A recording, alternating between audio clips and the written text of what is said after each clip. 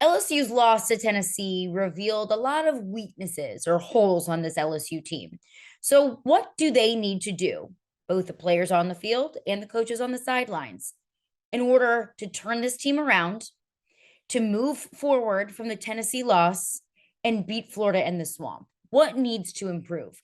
We'll get into that, plus so much more in today's edition of Locked on LSU.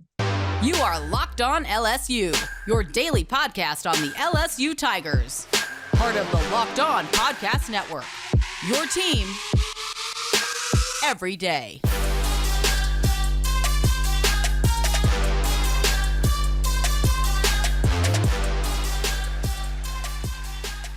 Well, thank you for making Locked on LSU your first listen every day. We are free and available wherever you get your podcasts. And you can also find us on YouTube as well. And as always, we are part of the Locked On Network, your team every day. My name is Caroline Fenton, and I am your host, as I am every day. I graduated from LSU. I've been covering the team since 2016, and I now host a sports talk radio show for 102.5 The Game in Nashville, Tennessee. But Brian Kelly spoke with the media today, and I appreciate the fact that he took a lot of ownership about the Tennessee game, that he had to answer a lot of difficult questions about that game. What exactly went wrong? Why was Tennessee able to run away with that game so quickly, and why couldn't LSU respond? He was asked tough questions and he answered them. Got a feeling this isn't going to be the last time that he's asked a whole lot of hard questions, and he acknowledged that. But something needs to change for this team. And I think that this Tennessee loss was the biggest indicator that this LSU team does have holes. This LSU team does have weaknesses. And although they were able to go on a mini win streak with 4 wins against 2 SEC opponents, and that was a good thing. And those 4 games revealed that LSU has a whole lot of talent, and this is a good team.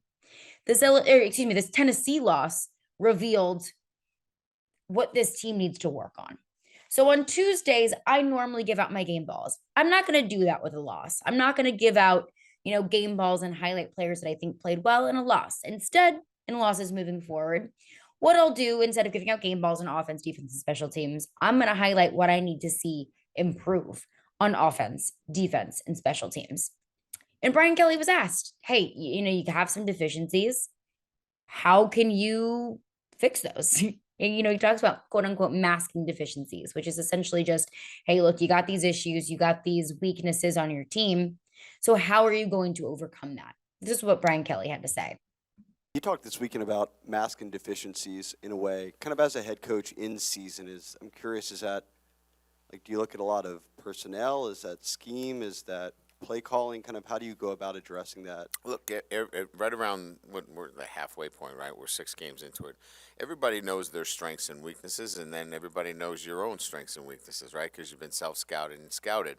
So I think it's important at this time of the season is that, you start to look at the areas that people want to attack, and you have to be creative. You have to be able to say, okay, they're going to attack us here. What's our answer? How are we going to help our players in this particular situation, whether it be offense, defense, or special teams? Are we better served with a 42-yard punt with a 4.6 hang time than a 58-yard punt that stretches our coverage? All of those things have to be considered across the board from an offense, defense, and special teams. And that's where you go back and look at it critically and say, how can we help our football team? So that's the key. And it's pretty basic football, right? You find your weakest areas, and through 6 weeks, you kind of understand what those might be. The passing game being one obvious area that LSU has needed to work on, and something that Brian Kelly mentioned last week going into the Tennessee game was having to be more aggressive in the passing game. You know your team a little bit better through 6 weeks. You understand your strengths, you understand your weaknesses. You want to highlight your strengths, and you want to be able to cover up your weaknesses as much as possible. That's basic football, right? That's easy to understand. That seems pretty obvious. And it seems pretty obvious to put your best players on the field while doing that. And that's what brings me to my first point, and one area that I need to see improve on the defense. And it's not necessarily a personnel issue, more so than it is a coaching decision. Because I'm sure you noticed it, because I did too. We didn't see a whole lot from Harold Perkins on Saturday. And Harold Perkins, and as Brian Kelly mentioned, through 6 weeks, you learn what your strengths are. Through 6 weeks, we have learned that Harold Perkins is absolutely a strength on this defense. We have learned that Harold Perkins can be incredibly versatile. We have learned that Harold Perkins can not only play on the inside and stop the run, but he's shown to be very talented, especially for a player that's so young and inexperienced in college football, that he can play on the outside as well. That he can stop the passing game. So he has shown to be incredibly versatile as a linebacker, as a member of the defensive line, as a pass rusher. Harold Perkins can truly do it all. Does he have room to grow? Absolutely. Yes, he's a freshman.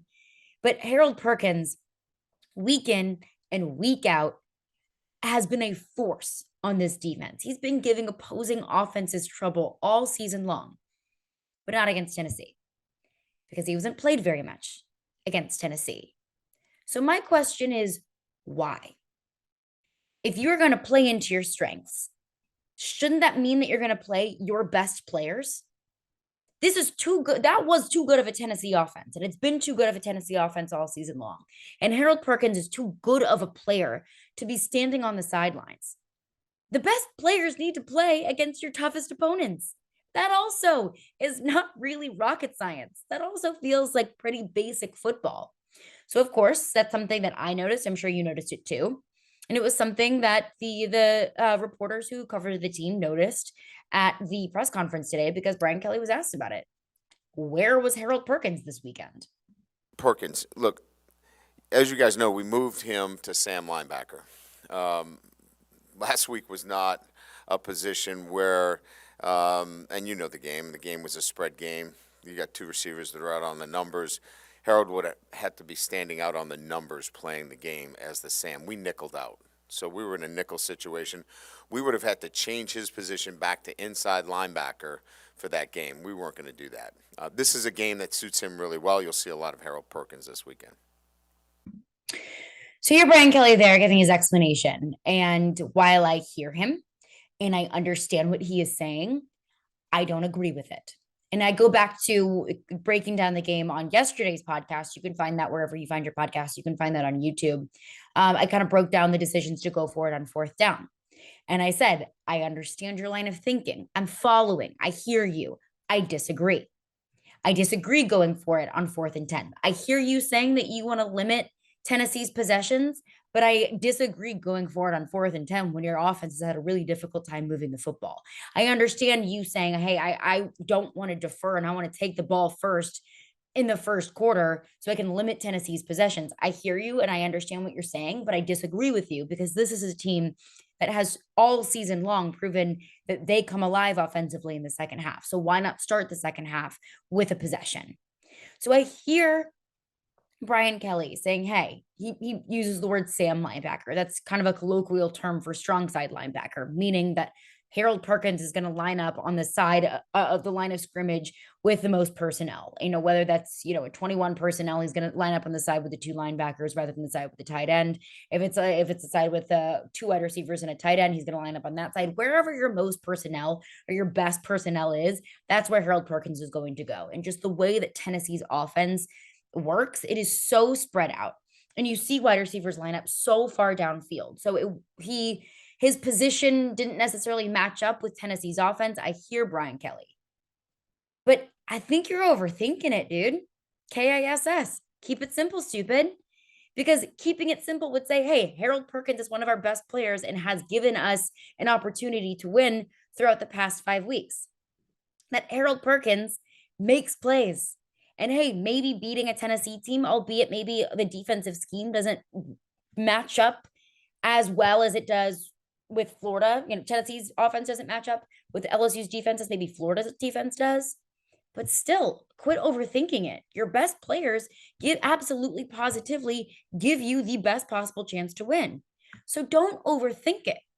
Don't overthink this team. Put your best players out there. And I say this, I don't think Harold Perkins being out there and on the sideline was going to be the difference in the game. There were way too many mistakes and way too many instances where that game got out of LSU's hands. It wouldn't have been the difference. But still, your best players need to be out there on the field, especially against a really good team like Tennessee. And when I hear Brian Kelly and I hear the explanation, it doesn't make sense. It doesn't make sense. Harold Perkins all season long has been a playmaker. So let him continue to be a playmaker.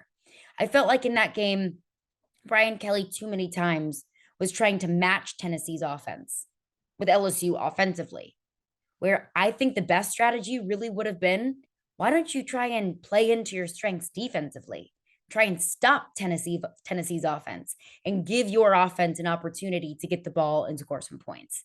Instead of trying to rework the wheel here, play your best players. It's pretty simple football to me.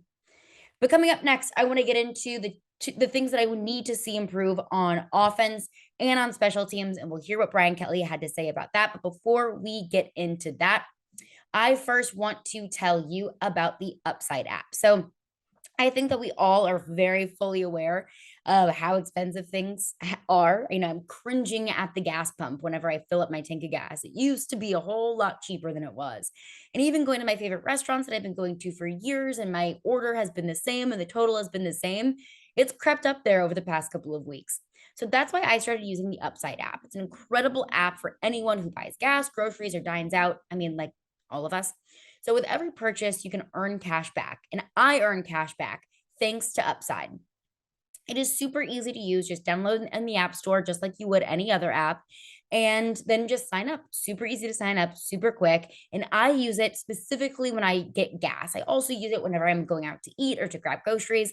But where I use it the most is when I get gas. I told myself, when I'm an adult, when I have my own money, I don't want to spend $1 if I don't get money back. And that's exactly what I get with Upside. I've used it before. It works. You get real cash. It's a no-brainer. Make some money while you spend it. So to get started, download the free Upside app. It is free. It is easy to download, and use my promo code LOCKED, LOCKED, and get $5 or more cash back on your first purchase of $10 or more. Then claim an offer for whatever you're buying on Upside. You can check in at the business, pay as usual with a credit card, with a debit card, and then you get paid. It is that easy. You don't have to do anything extra. And you might be saying, well, I already get credit card rewards. I already have a loyalty program, which is great. I used to too. But with Upside, I can earn up to 3 times more cash back with Upside. And Upside users are earning more than $1 million every single week. That's probably why it has a 4.8 star rating on the App Store. So download the free Upside app and use promo code LOCKED, LOCKED, to get $5 or more cash back on your purchase of $10 or more.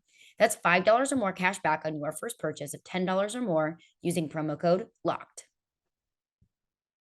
Well, thank you for making Locked On LSU your first listen every day. We are free and available wherever you get your podcasts. Find us on YouTube as well. Just search Locked On LSU in the search bar on YouTube. Click that subscribe button, and you'll get notified as soon as Locked On LSU drops. So instead of game balls, as I normally do on a Tuesday, I give my offensive, defensive, and special teams game balls. After a loss, I will highlight the things that I need to see improve in all 3 phases. On defense, what I needed to see improve was coaching decisions, personnel decisions. I needed to see the best players on the field. Offensively, after that Tennessee game, I think I've seen that on offense, I just need to see more balance and more consistency. I need to see more balance in the run game and the pass game. I think we've seen all season long, the run game has dominated LSU's offense. Against Tennessee, they couldn't really get much moving in the run game. So it all relied on Jayden Daniels to throw the ball. Jayden Daniels threw for 300 yards. I highlighted this yesterday, that he has not thrown for that many yards since November of 2019, when he did it his freshman year at Arizona State against Oregon. Jayden Daniels is not the kind of quarterback that throws for 400, 450 yards.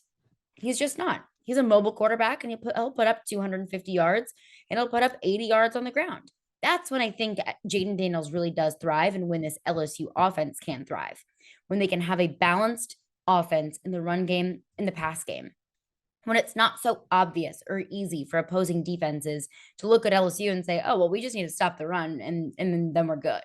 Because, if we stuff the quarterback and we stuff the run game, then the quarterback's going to feel uncomfortable passing the ball. That needs to be fixed.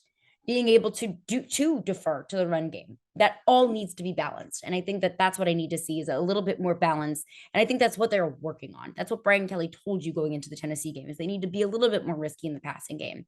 They do need to utilize the deep ball a little bit more. And they do. When you're down 10-0, when you're down 17-0, you have to throw the ball downfield. Those little dinks and dunks and the 4-yard, 5-yard pickups, just short little passes to the tight end, that's not necessarily going to cut it anymore. And I mentioned the tight end. That's another thing that I need to kind of see improve is the play calling and getting your best players involved. Speaking of Harold Perkins, getting your best players involved defensively.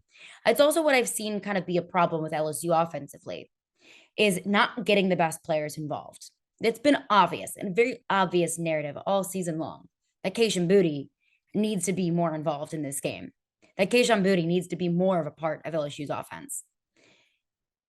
Instead of using the tight ends and using them in short yardage situations. Cole Taylor and Mason Taylor and Jack Mashburn are very important parts of this offense. They've been great players, but you're not going to beat Alabama and Tennessee by using the tight ends and throwing them short of the sticks and running the ball. You got to utilize the deep ball, especially because there are so many good receivers on this roster.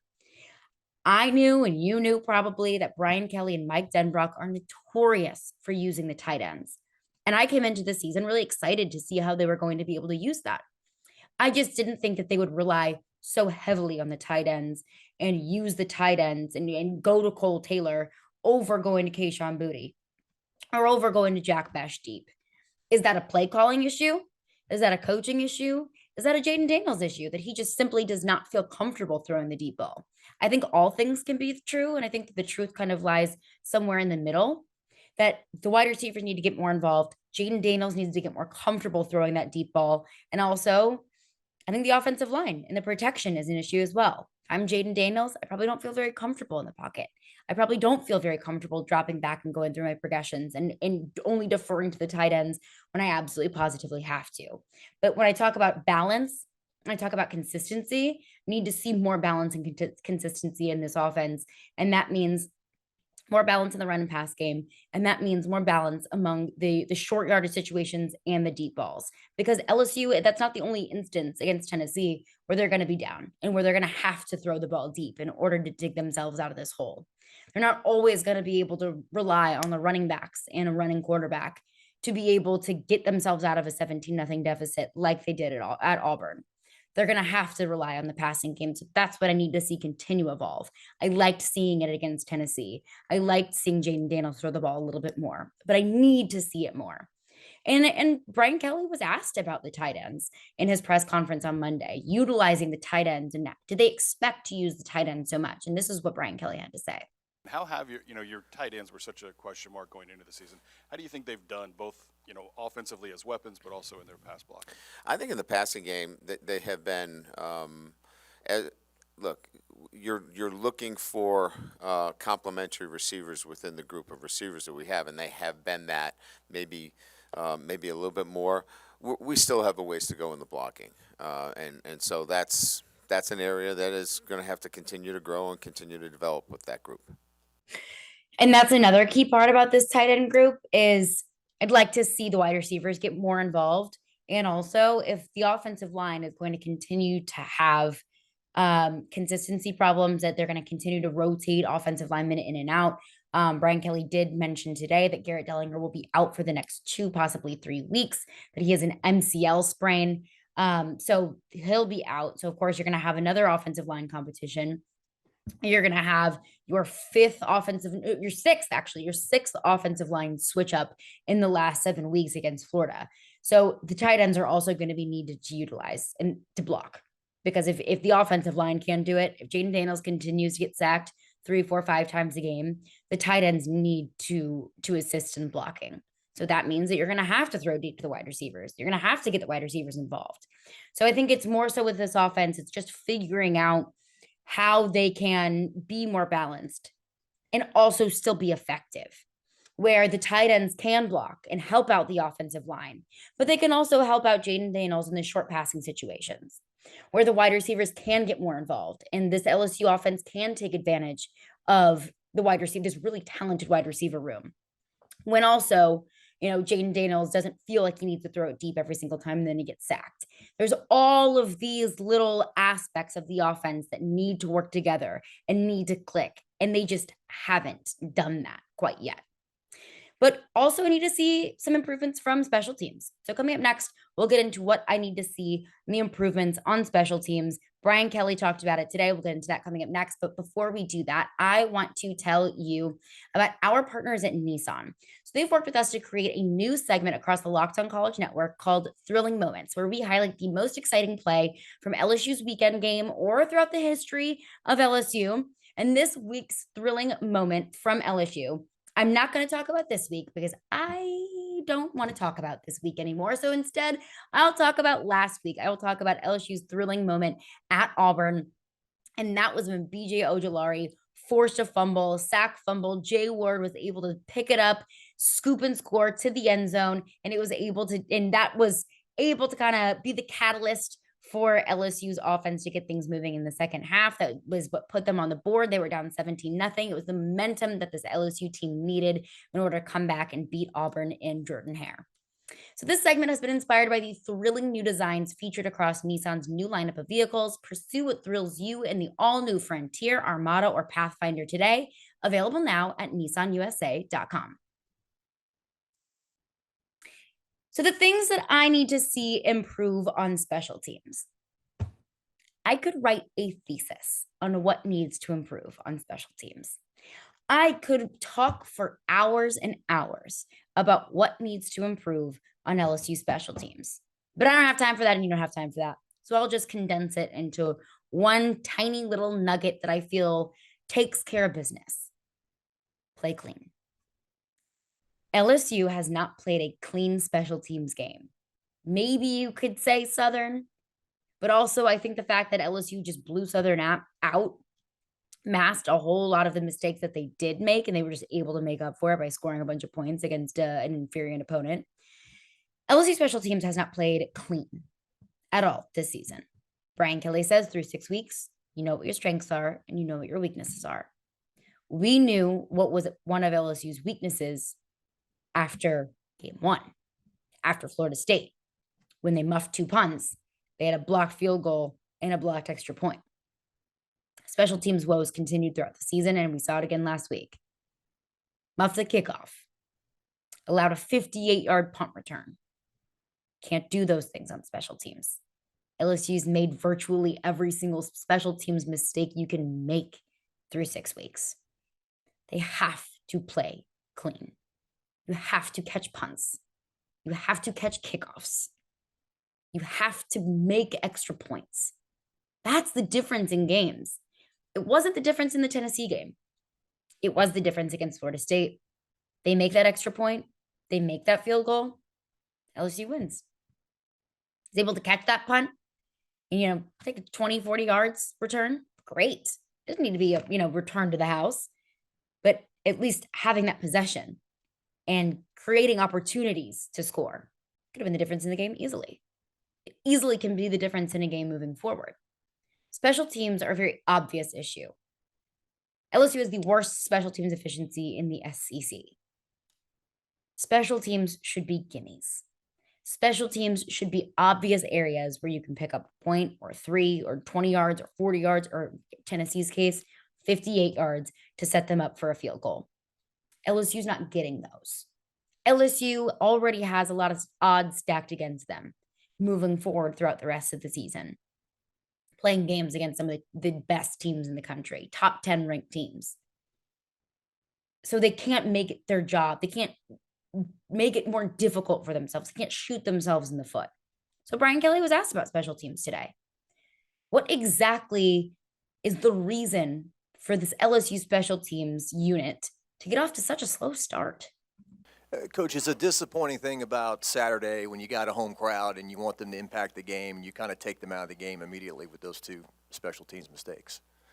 No doubt. No doubt. I think I talked to our team about it. I said, listen, one of the advantages we have is we've got a home crowd here. So let's get them working for you. But again, this is a process for our guys. We're learning. They're understanding that they have to bring more than just talent to the field, and we'll keep working at it. And what we have to do better is we have to be more purposeful, more intentional, and we'll keep working at it during the week. That's not good enough for me, to be honest with you.